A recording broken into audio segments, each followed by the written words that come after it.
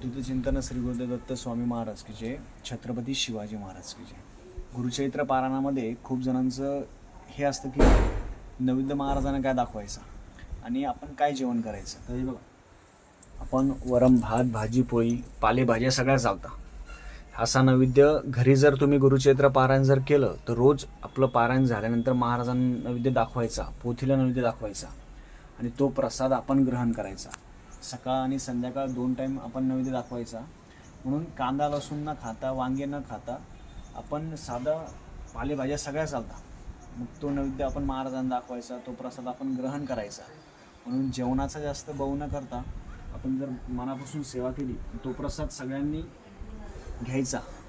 आता तुम्ही घरी पारायण केल्यानंतर तो जो प्रसाद आहे तो सगळ्यांनी ग्रहण केल्यानंतर घरामध्ये वादविवाद भांडणं अशा गोष्टी होत नाही।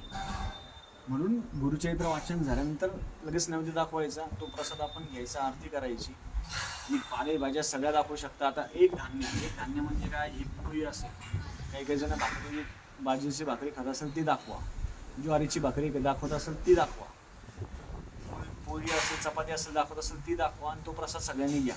म्हणून जेवणाचे त्याचे नियमामध्ये जास्त बहु न करता, जास्त भीती न बाळगता आपण पारायण करायला पाहिजे।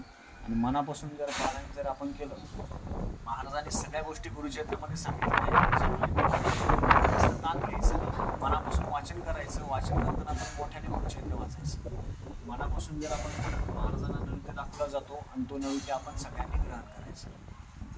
श्री स्वामी समर्थ।